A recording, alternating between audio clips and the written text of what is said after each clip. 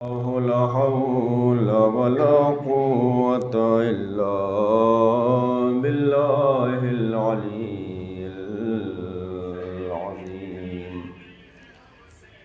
أعوذ بالله من الشيطان اللعين الرجيم. بسم الله الرحمن الرحيم. الحمد لله رب العالمين. الصلاة والسلام والتحية والإكرام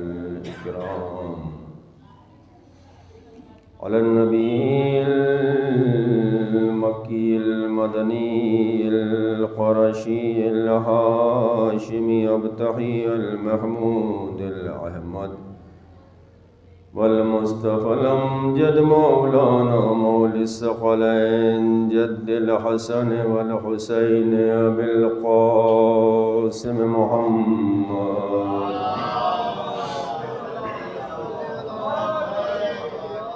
وعلى أهل بيته الطيبين الطاهرين المعصومين المظلومين ولعنة الدائمة على أعدائهم أجمعين من الآن إلى قيام يوم الدين. أما بعد فقد قال الله تبارك وتعالى في قرآنه المجيد وهو أصدق الصادقين وقوله الحق. بسم الله الرحمن الرحيم. إنما يريد الله ليذهب عنكم الرجس أهل البيت ويطهركم تطهيرا.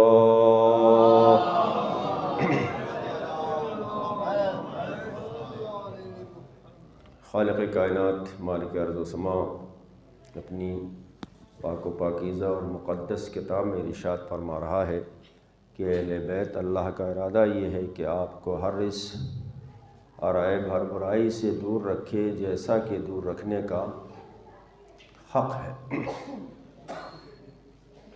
اس ذیل میں آپ سے دو تقریریں دو گفتگو ہو چکی ہے اور مرکز طہارت اور مرکز صداقت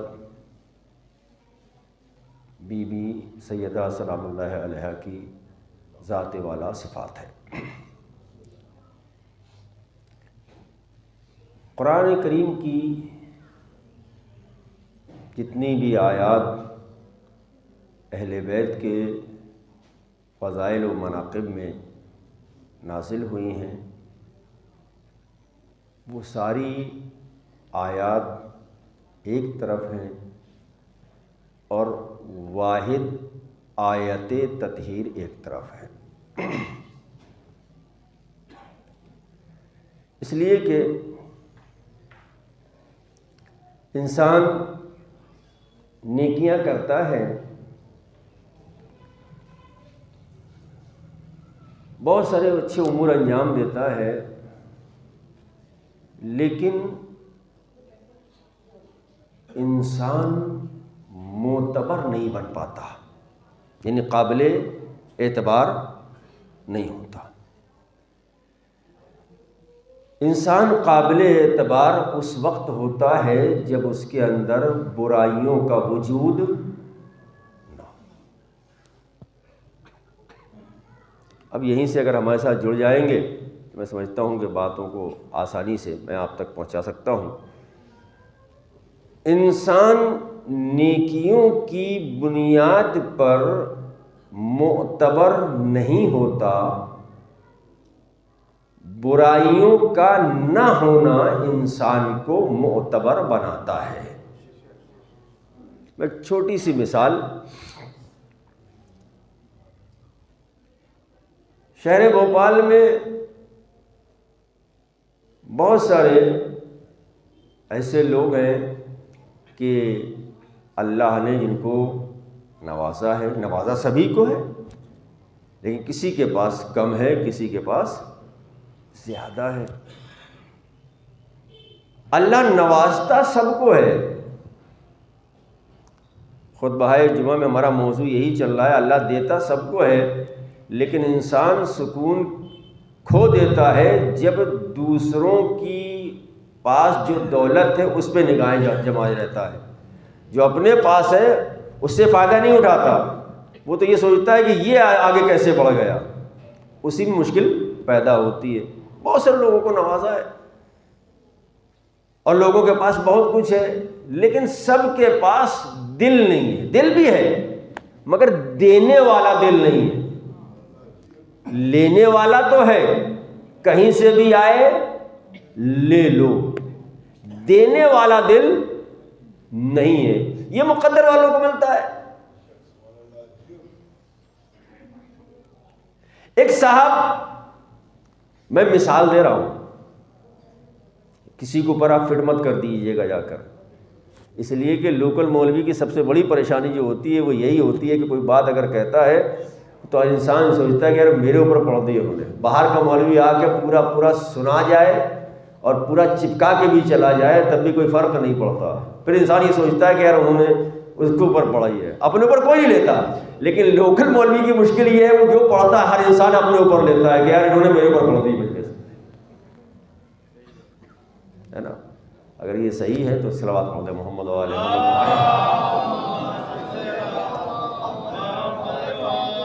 ہمارے پاس تھوڑا سا وقت ہے، میں چاہتا ہوں کہ تھوڑا سا میں آپ کی خدمت عالیہ میں کچھ بیانات، کچھ چیزیں پیش کروں، اس لیے کہ بہت سے حضرات ایسے ہیں کہ جو یہ سوچتے ہیں کہ یار یہ کیا خطابت کر پائیں گے. دیکھیے، بیوی جس کو دے دیں اس در پہ گونگے بھی بول اٹھتے ہیں.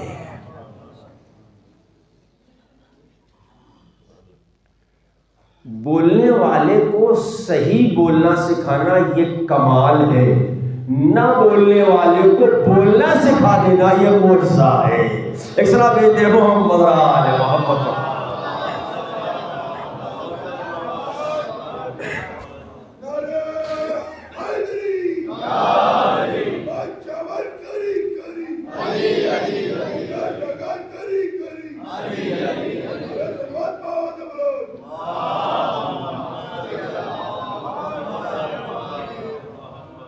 اور میں سمجھتا ہوں کہ میری آواز شاید باہر تو نہیں جا رہی ہوگی، لیکن تھوڑی بہت تو جا رہی ہوگی. وہ جو باہر کھڑے ہوئے حضرات ہیں، میں ان سے گزارش گزار ہوں کہ مجلس میں آ جائیں ذکر سیدہ کی خاطر.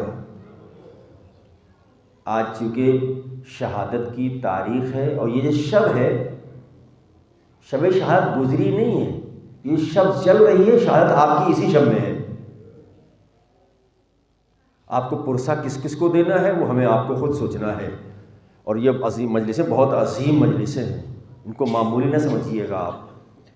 اب کچھ لوگ کہتے ہیں کہ یہ ابھی 4-5 سال سے یہ ایام فاطمیہ شروع ہو گیا، یہ پتہ نہیں لوگ کہاں سے لے آئے، کیسا ہو گیا. یہ ایام فاطمیہ ہمیشہ سے تھا، کیونکہ بنیاد ہی فاطمہ ہے. بنیاد ہی فاطمہ. متوجہ ہم بعد میں ہوئے ہیں، جب متوجہ ہو تب بہتر ہے. اب اگر متوجہ ہو گیا کوئی تو اس کو کہ یار یہ نئی چیزیں، نہیں، نئی چیزیں نہیں ہیں. مرکزی حیثیت سیدہ کی ہے. اگر سیدہ کو پنجتن سے ہٹا دو گے تو پنجتن بفضیلت رہیں گے ہی نہیں، اس لیے کہ عظمت سیدہ کے ذریعے سے ملی ہے. ایک صلی اللہ محمد و آل محمد. بھی آیات اہل بیت کی فضیلت میں ساری آیات ایک طرف ہے اور واحد آیت تطہیر ایک طرف ہے.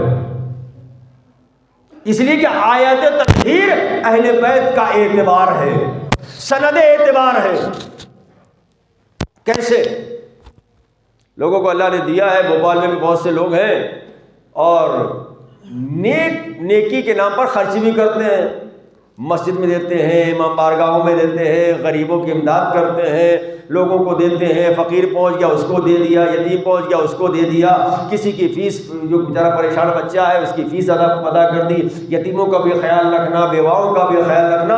اور ماہ مبارک رمضان میں افطاری کا لمبا چوڑا اہتمام بھی کرنا. میں مثال دے رہا ہوں. تو اب ایسا انسان، اس کی ہم سب تعریف کریں گے یا نہیں کریں گے؟ تعریف کریں گے. اچھا، یہ جو انسان ہے جو خرچ کر رہا ہے، ماہ مبارک رمضان میں بھی افطاری کرا رہا ہے، سحری کا بھی انتظام کر دیتا ہے، ایسا انسان ظاہر سی بات ہے بہت دل دیا اللہ نے. یہ انسان بھوپال کا رہنے والا نہیں ہے، اتفاق سے مثال دے رہا ہوں، کسی دوسرے شہر کا رہنے والا ہے، لیکن آئے ہوئے یہاں پر کافی عرصہ ہو گیا، 20 سال 22 سال 25 سال، مطلب یوں کہا جائے ایک عرصہ گزر گیا. اب کچھ لوگ، اس کا یہاں پر بھی مکان ہے اور ایک دوسرے شہر میں رہتا بھی ہے، وہاں پر بھی مکان ہے. میں شہر کا نام نہیں لوں گا، پتہ نہیں کون اس شہر کا رہنے والا ہو اس کو پر چپک جائے، اس لیے میں شہر کا نام ہی نہیں لوں گا.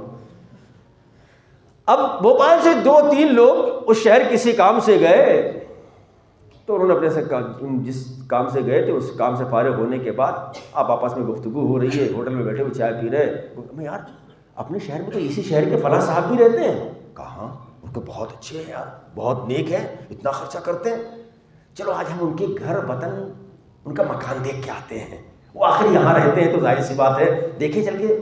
ہوتا نا بہت سے لوگوں کا، بھائی چلو گاؤں چلیں، کسی گاؤں کے رہنے والے اس گاؤں میں دیکھے جا کے، جو وہاں اتنا کرتے تو یہاں کوئی نہ کوئی رشتہ دار ہوگا ان کا، چلو اپنے وہاں تھوڑی دیر رکتے ہیں، وہ بھی چلے آتے ہیں.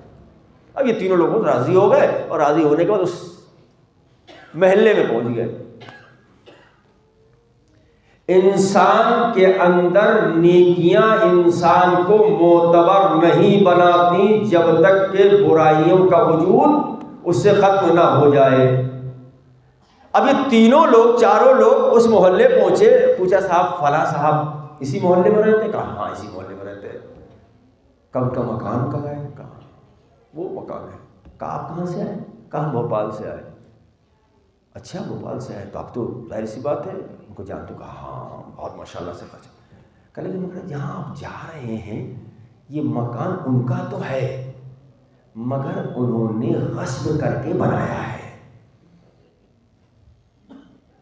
بھائی کی زمین پر قبضہ کر کے بنایا. یہاں ان کی بہت پراپرٹی ہے مگر کبھی یہاں کسی سے چھینی گئی ہے، کسی پر قبضہ کیا گیا. اب مجھے بتائیے جو انسان ابھی تک انسان کی نگاہ میں نیک تھا، کیا وہ معتبر رہے گا؟ کیا وہ معتبر رہے گا؟ کا نہیں رہے گا. کب معتبر کب ہوگا؟ کہ جب اس کے اندر یہ برائیاں نہ ہوں. تو یہی تو میں کہہ رہا ہوں، قرآن کی ساری آیتیں اہل بیت کے فضیلت میں ایک طرف ہیں، آیت تطہیر ایک طرف ہے. اس لیے کہ آیت تطہیر میں بتایا یہ گیا ہے کہ اللہ کا ارادہ یہ ہے کہ ہر رزق کو آپ سے دور رکھے. یہ آیت تطہیر اہل بیت کے اعتبار کی سند ہے. سچائی اپنی جگہ پر، سخاوت اپنی جگہ پر، شجاعت اپنی جگہ پر، یہ ساری اچھائیاں ہیں، لیکن اہل بیت کو برائیوں سے دور رکھنے کا اعلان آیت تطہیر میں کیا گیا ہے. اس کا مطلب یہ ہوا اب جتنے معتبر اہل بیت ہیں کوئی بھی اتنا معتبر نہیں ہے. ایک سلام دے محمد را لے محمد پر.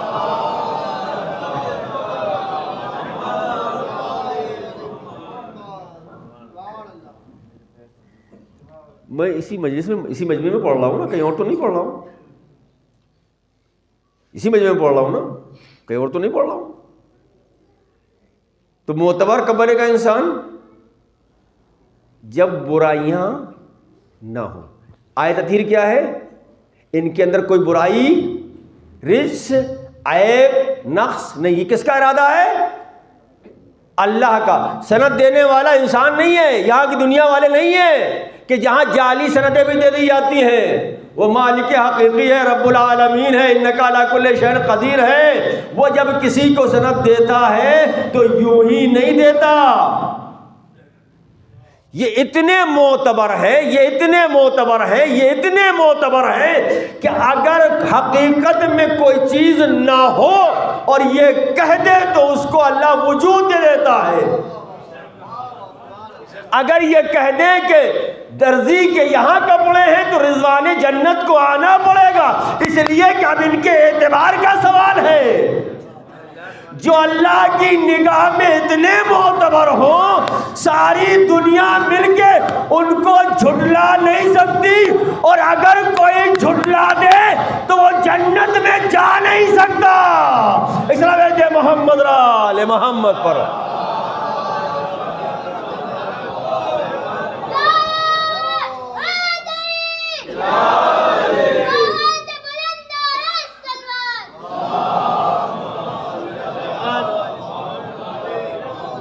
یہ اتنے معتبر ہیں۔ کیوں؟ اس لیے کہ یہ واقعات کے محتاج نہیں ہیں، واقعات ان کے محتاج ہیں۔ جو یہ کہیں گے وہ ہوگا۔ جب ان کی صداقت کی سند اللہ نے دی، جب ان کی طہارت کی سند اللہ نے دی، تو اب ان کو کوئی جھٹلا نہیں سکتا۔ اگر جھٹلائے گا جنت سے بھی جائے گا، لعنت کا مستحق بھی ہوگا۔ میں باریک سے نقطہ عرض کرنا چاہتا ہوں، لعنت کا مستحق بھی ہوگا۔ اچھا، عیسائی کہاں آئے؟ میدان مباہلہ میں پنجتن کی ایک ٹولی، رسول ایک چھوٹا سا قافلہ لے کے کہاں گئے؟ عیسائیوں کے لیے میدان مباہلہ میں۔ وہ عیسیٰ کو خدا کا بیٹا کہہ رہا ہے، یہ کہہ رہا نہیں اللہ کا بندہ ہے۔ یہی سب ساری معاملہ ہے نا۔ اب یہ پنجتن کا ایک چھوٹا سا قافلہ لے کے جب پہنچے اور حضرت صاحب ماپ، تو جو عیسائیوں کے بڑے بڑے عالم تھے انہوں نے کہا نہیں، ہم مباہلہ نہیں کریں گے۔ کہا کیوں؟ کہ ہم ایسا نور دیکھ رہے ہیں کہ اگر یہ اشارہ کر دے تو پہاڑ اپنی جگہ سے ہلتا ہوا نظر آئے۔ کیا کیا انہوں نے؟ کہا وہ وہاں سے چلے گئے۔ کیا کوئی آج عیسائیوں پر لعنت کرتا ہے؟ بہت توجہ کھینچ رکھیے گا۔ کیا عیسائیوں پر کوئی آج لعنت کرتا ہے؟ کہا نہیں۔ کہا کیوں؟ کہا اس لیے کہ وہ سیدہ کے مقابلے سے ہٹ گئے تھے۔ اس کا مطلب یہ ہے سیدہ کے مقابلے سے جو ہٹ جائے وہ لعنت کا مستحق نہیں ہے، جو ڈٹ جائے وہ لعنت کا مستحق ہے۔ اسلام محمد رال محمد پر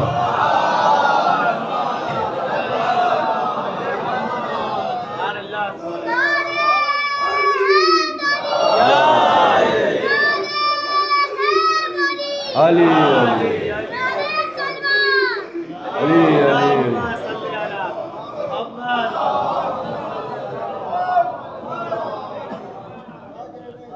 جو ہٹ جائے۔ بتائیے کوئی آج مجھے کوئی مسلم، کوئی اسلام کا ماننے والا عیسائیوں پر لعنت کرتا ہے؟ نہیں۔ کیوں؟ اس لیے کہ وہ ہٹ گئے، لعنت کا مستحق نہیں ہے۔ جو ڈٹ جائے، مقابلے پر آ جائے اور یہ کہے کہ نہیں ہم یہ نہیں دے سکتے، یہ تحریر غلط ہے۔ رسول نے فرمایا نحنو معاشر الانبیاء، ہم انبیاء نہ وارث بناتے ہیں نہ وارث بنتے ہیں۔ سنیے گا آپ یہاں سے تھوڑا سا رخ میں موڑ رہا ہوں۔ یہ معاملہ باغ فدق کا ہے، باغ فدق کا ہے۔ سیدہ رسول کی تحریر لے کے گئی تھی۔ جب باغ فدق کیا ہے؟ باغ فدق جب خیبر فتح ہوا ہے تو یہاں کے جو یہودی ہے وہ اس جگہ پہ جا کے رہنے لگے، فدق کے مقام پر رہنے لگے۔ تو وہاں جب گئے تو اس کے بعد اسلام کے خلاف سازشیں کرنے لگے۔ تو اب رسول نے نہ لشکر بھیجا نہ فوج بھیجی۔ دیکھیے اسلام کا قانون یہ ہے کہ اگر مسلمانوں کا خون بہہ کے کوئی ملکیت حاصل کی جائے تو 80% مسلمانوں کا حق ہے، 20% رسول کا حق ہے۔ لیکن اگر بغیر خون بہے، بغیر محنت کے، بغیر مشقت کے کوئی چیز حاصل ہوتی ہے تو پورا کا پورا رسول کا، ٹھیک ہے۔ اب یہ یہاں سے وہاں گئے، اسلام کے خلاف سازشیں رچنے لگے۔ اب رسول نے نہ لشکر بھیجا، نہ فوج بھیجی، نہ سپاہی بھیجا، کچھ نہیں بھیجا، بس صرف ایک کو بھیجا۔ کس کو بھیجا؟ علی کو بھیجا، جاؤ۔ کیوں؟ اس لیے کہ معلوم تھا ان کو بھیجیں گے، یہ 39 دن بھاگے ہیں، اس کو بھیجو جو کبھی بھاگا نہیں ہو۔ روب تھا نا علی کا، خیبر فتح کیا تھا نا، وہاں پہنچے۔ جب وہاں پہنچے انہوں نے دیکھا بھائی کیوں؟ کہ تم ایسی ایسی حرکتیں کر رہے ہو، کام نہیں کریں گے. فدق میں نے آپ کو آدھا پوری تاریخ پڑھیں گے جب آپ کو. تو یہ فدق جو رسول کو ملا ہے کس بنیاد پر ملا ہے؟ علی گئے اور وہاں سے کوئی جنگ نہیں ہے, کوئی خون خرابہ نہیں ہے, بغیر محنت کے ملا ہے نا. کس کا حق ہے؟ کس کا حق ہے؟ رسول کا. اب رسول نے حکم پروردگار کے مطابق کس کو دیا؟ سیدہ کو. اب جب سیدہ کو دیا, جب خلافت آئی تو انہوں نے لوگوں کو بھیجا کہ جاؤ فدق پہ جتنے کام کرنے والے ان سب کو بھگا دو, وہاں سے ہٹا دو. وہ گئے اور جانے کے بعد وہاں سے ہٹا دیا, بھگا. وہ لوگ آئے دوڑے ہوئے مزدور جو تھے, محنت کرنے والے, جو اس میں کام کرنے والے, تیرے سیدہ پر بی بی ایسا ایسا معاملہ ہے. سیدہ نے پورا ایک وہ تحریر نکالی جو رسول نے لکھی تھی. اس کے بعد تحریر کو لیا, علی کو لیا, حسنین کو لیا, اور ایک کنیز کو لیا. کنیز کا نام کیا ہے؟ ام ایمن. ایک چھوٹا سا قافلہ لے کے دربار میں پہنچی.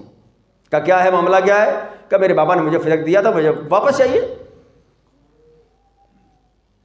اب انہوں نے وہ حدیث پیش کی. اس نے حدیث پیش کی, کیا ہم انبیاء نہ وارث بنتے ہیں نہ بناتے ہیں. بی بی نے قرآن کی آیت پیش کی جس میں کہا گیا تھا اللہ نے سلیمان کو داؤد کا وارث بنایا. پھر اس نے حدیث ریپیٹ کی. بی بی نے دوسری مرتبہ آیت پیش کی جس میں زکریا کی وراثت کا ذکر ہے, وراثت کا ذکر ہے, اس کو بھی رد کر دیا. تیسری مرتبہ جناب عیسیٰ کی وراثت کا جو ذکر ہے وہ آیت جناب بی بی سیدہ نے پیش کی, مگر اس کو بھی نہیں مانا. علی کو پیش کیا کہ بھائی زوجہ کی ملکیت علی شوہر کی ہوگی, اس لیے ان کی گواہی نہیں مانتے. حسنین کو پیش کیا کہ یہ آپ کے بیٹے ہیں, ماں کی جائیداد بیٹوں کی ہوگی, میں ان کی گواہی.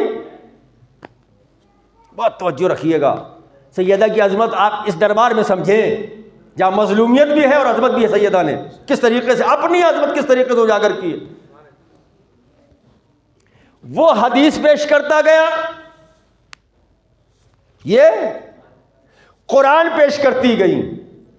وہ حدیث پیش کرتا گیا, یہ قرآن پیش کر. بی بی آپ قرآن کی آیتیں کیوں پڑھ رہی ہیں؟ کہ میں دنیا پر یہی تو بتانا چاہ رہی ہوں, روشن کرنا چاہ رہی ہوں, واضح کرنا چاہ رہی ہوں. کل جب میرا بابا حدیث لکھنا چاہ رہا تھا تو یہ کہہ رہے تھے قرآن کافی ہے, آج میں قرآن پیش کر رہی ہوں, یہ کہہ رہے ہیں حدیث کافی ہے. نہ یہ حدیث والے ہیں نہ یہ قرآن والے ہیں. اس لیے محمد رال محمد پر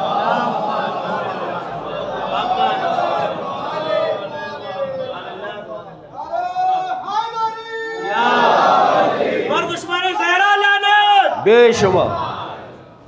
نہ یہ حدیث والے ہیں نہ یہ قرآن والے ہیں.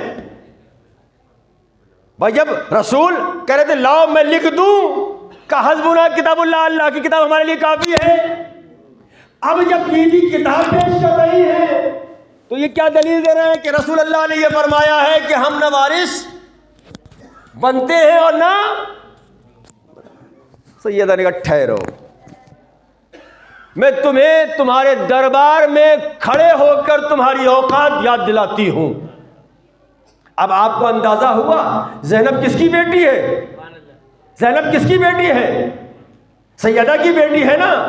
آج سیدہ حاکم کو ذلیل کر رہی ہے, کل بیٹی دربار شام میں کھڑے ہو کر حاکم کو ذلیل کر رہی ہے, اور یہی بتا رہی ہے کہ دیکھو ہم اصلی حقیقی وارث سیدہ ہم ہیں.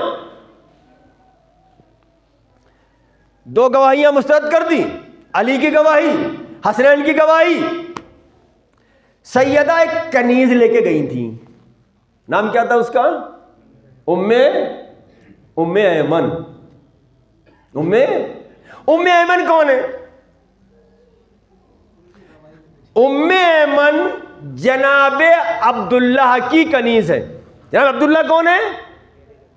محمد عربی کے والد. ام ایمن کس کی کنیز ہے؟ جناب عبداللہ کی. عبداللہ نے رسول کی کنیزی میں دیا. وہاں سے منتقل ہوئی کہاں تک پہنچی؟ رسول تک۔ رسول جب اس دنیا سے جانے لگے تو وراثت کہاں تک پہنچی؟ بی بی زہرا تک۔ کہہ کیا رہا ہے حاکم؟ معاشرے انبیاء نہ وارث بنتے ہیں نہ وارث بناتے ہیں۔ بی بی ام ایمن کو کیوں لے کے جا رہی ہو؟ کہ اس کی حدیث کی تکذیب کرنا ہے، یہ حدیث جھوٹی ہے۔ ایک طرف تو یہ کہہ رہا ہے کہ نہ انبیاء نہ وارث بنتے ہیں نہ وارث بناتے ہیں۔ ام ایمن کنیز ہے رسول اللہ کے بابا کی۔ اس کا مطلب یہ ہے ام ایمن وراثت میں رسول تک پہنچی، رسول سے سیدہ تک پہنچی۔ اس طرح دے محمد را لے محمد پر۔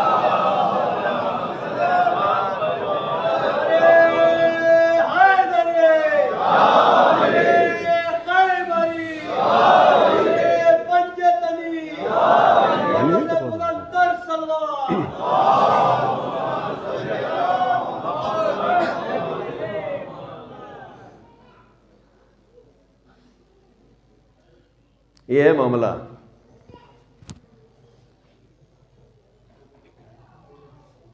جھٹلایا کس کو گیا؟ اب سنیے گا۔ نہج البلاغہ کی شرح لکھنے والا ایک شخص ہے، ایک عالم ہے، بہت جید عالم دین، جس کو کہتے ہیں ابن ابی الحدید۔ یہ برادران کا بہت بڑا عالم، لیکن بہت ساری حقیقتیں اس نے اس شرح میں لکھی ہیں۔ اسرا بید محمد و آل محمد۔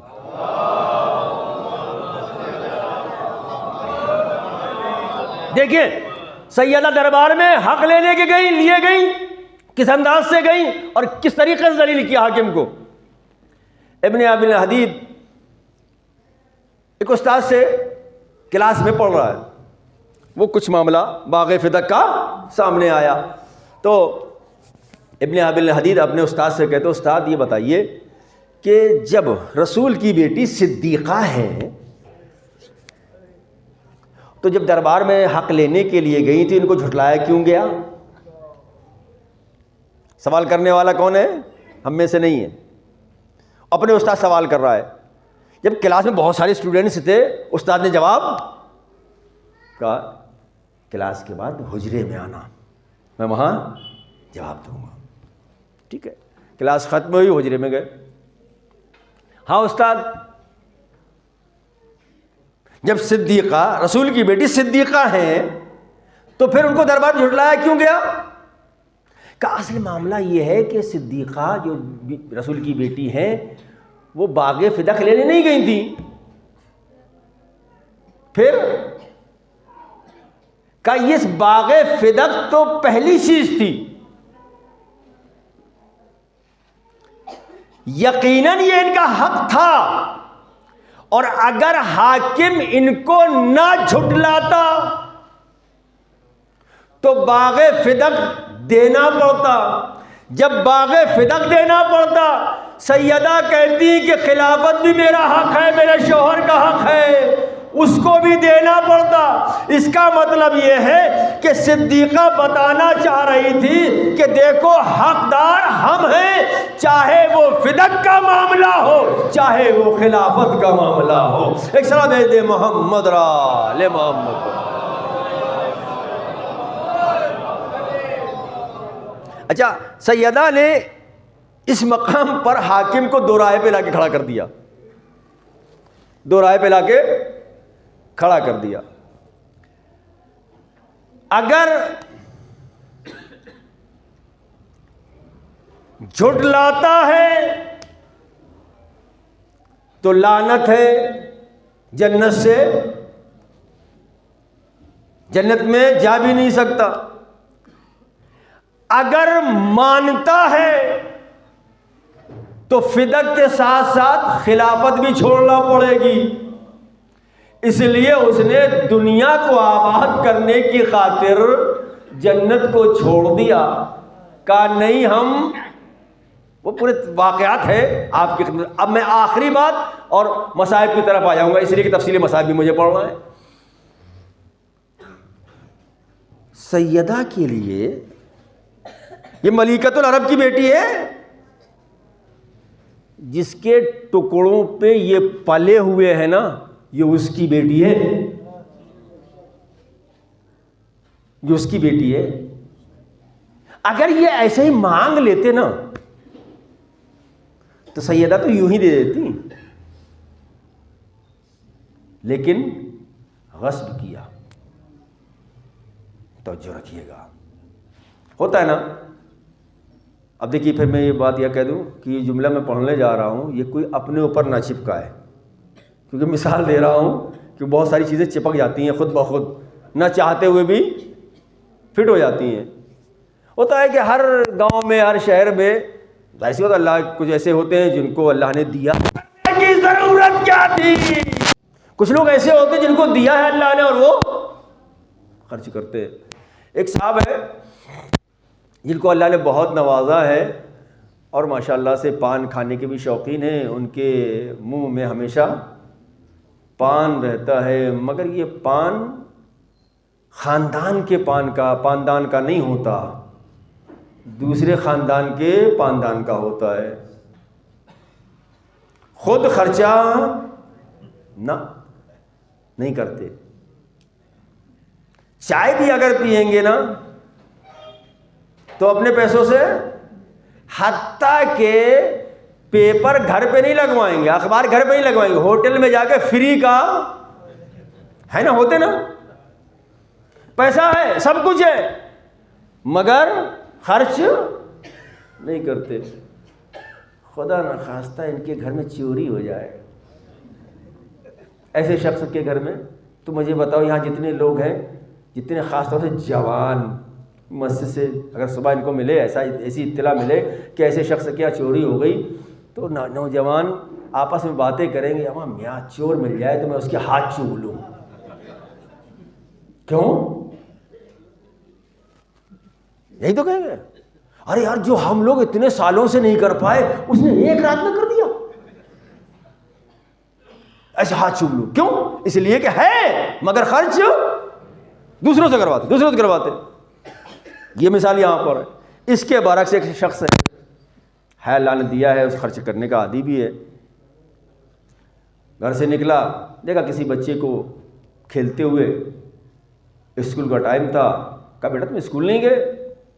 بچہ کہنے لگا نہیں بس نہیں گیا۔ کہ نہیں بتاؤ تو صحیح کیا بات ہے؟ کہا اس مہینے کی فیس جمع نہیں کی۔ کہا بیٹھو میری گاڑی پہ، بٹھا رہا، بٹھانے کے بعد اسکول کی فیس، یعنی جو بھی گیا اس کو، اگر اس کے گھر چوری ہو جائے اور دیا ہے، تم کہاں تھے؟ تمہیں کہاں پہنچایا؟ تم کیا تھے؟ تم کو تمہاری پہچان دی؟ ایسے ہی مانگ لیتے تو کیا یہ لوگ نہیں دیتے؟ اچھا یہ ماجرا ہو گیا۔ اچھا یہ جو سخی کے گھر میں چوری ہوئی ہے، اب ہماری ذمہ داری بھی ہے، سن لیجئے گا، یہ سخی کے گھر میں چوری ہوئی ہے، اب سب افسوس کر رہے ہیں، جوان جو ہے افسوس کر باہر نکل کے افسوس کر رہے، کوئی اپنے گھر سے نکلا، ادھر سے نکلا، ارے یار یہ بہت برا ہوا یار، بہت غلط کیا چور نے یار، ایسے ہی مانگ رہے تھے۔ اب یہ باتیں کر رہے تھے کہ دیکھا ایک چھت سے بوڑھی عورت کھڑی ہوئی دیکھ رہی ان بچوں کو،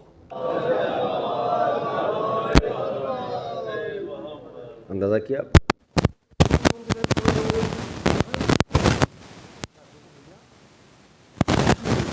اس کو لے کے آنا، ہم اس کو ماریں گے، سب سے پہلے میرے پاس لے کے آنا، ہم اس کو لعنت بھی کریں گے، ملامت بھی کریں گے۔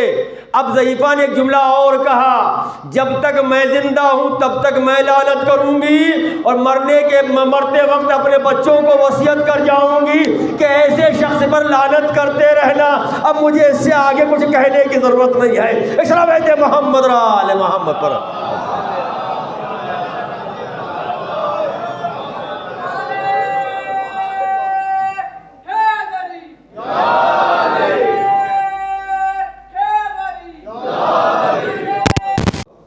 ان سے زیادہ سخی کون ہوگا؟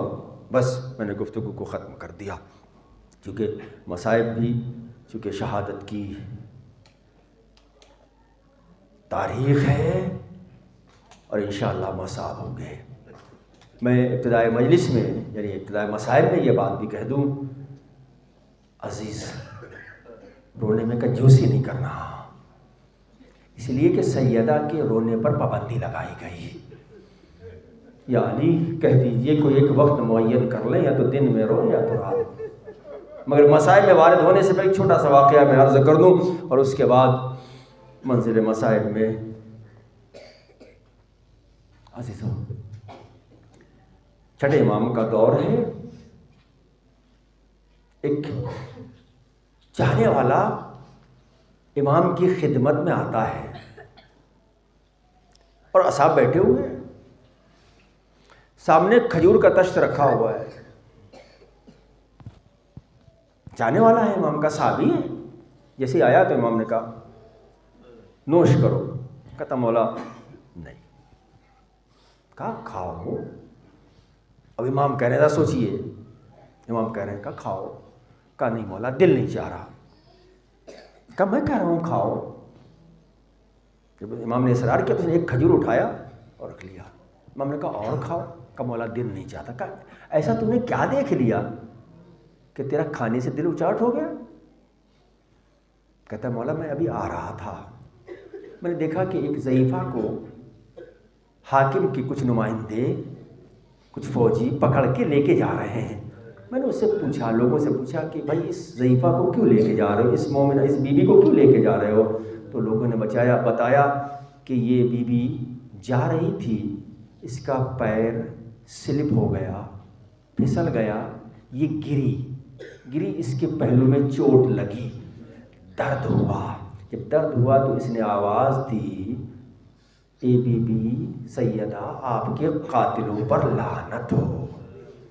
بس جیسے ہی یہ کہا حاکم کے فوجیوں نے سن لیا، سپاہیوں نے سن لیا اور اس کو قید کر کے دربار لے گئے مولا۔ امام نے کھاتے ہوئے کھجور سے ہاتھ کو روک لیا، کہا اب میں اس وقت تک نہیں کھاؤں گا جب تک اس مومنہ کو آزاد نہ کرا لوں۔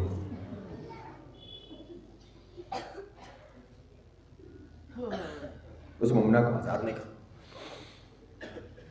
روایت کہتی ہے کہ امام مسجد میں گئے، نماز پڑھی، سجدے میں سر کو رکھ دیا، معبود میری دادی کی چاہنے والی کو رہائی نصیب کر دے۔ ادھر امام نے دعا کی، ادھر یہاں سے ایک شخص اٹھنے کے بعد دربار میں گیا، آخر دیکھیں اس بی بی کے ساتھ کیا ہوا۔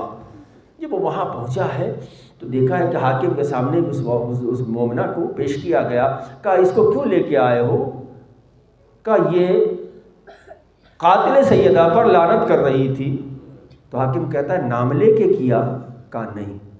کہ تم اس کو قید کر کے کیوں لے کے آئے ہو؟ اس کو چھوڑو، رہائی مل گئی۔ مگر جب رہائی ملی تو حاکم نے 200 اشرفیاں اس کو دیں، اس نے منع کر دی مجھے نہیں چاہیے، اور واپس جیسے یہ مومنہ باہر آ رہی ہے، یہ صحابی جو وہاں بیٹھا ہوا ہے وہ بھی باہر نکلا اور اس مومنہ سے کہتا تمہیں معلوم ہے تم کس کی دعاؤں کی وجہ سے آزاد ہوئی؟ کہا مجھے نہیں معلوم۔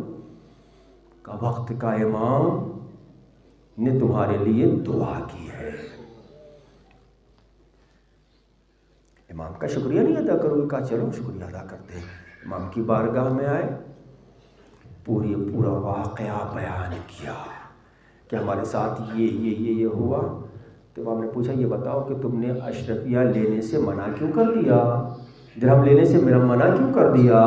کہا مولا میں دشمن سیدہ سے کوئی امداد نہیں لے سکتی، بی بی تمہارے پہلو ٹوٹا نہیں تھا، صرف چوٹ لگی تھی، تمہیں سیدہ کے درد کا احساس ہو گیا۔ ارے سیدہ سے پوچھو پسلیاں ٹوٹی، ارے کتنا درد ہوا ہوگا۔ آواز گریہ بلند ہوئی، آج کنجوسی نہیں کرنا، اس لیے کہ آج تم تابوت اٹھاؤ گے سیدہ کا، کہ جن کے تابوت اٹھانے کے لیے چھوٹے چھوٹے بچے حسن و حسین بھی تھے، صرف 7 لوگ رات کی تاریکی میں جنازہ سیدہ کا اٹھا۔ عزیزو بس میں مسائل کی منزل میں آ گیا، انشاءاللہ تفصیل سے مسائل پڑھ رہا ہوں، کوشش کر رہا ہوں پوری شہادت پڑھوں۔ عزیزو جانتے ہو عجیب و غریب مرحلہ ہے، عجیب و غریب منزل ہے۔ میں نے کسی مجلس میں عرض کیا تھا نا، جب کسی نے سید سجاد سے پوچھا مولا مجھے اتنا بتائیے کہ آپ کے دادا کی مصیبتیں زیادہ بڑی ہیں یا آپ کے بابا کی مصیبتیں زیادہ بڑی ہیں؟ سید سجاد فرماتے میرے دادا کی مصیبتیں زیادہ بڑی ہیں۔ تو چاہنے والا پوچھتا ہے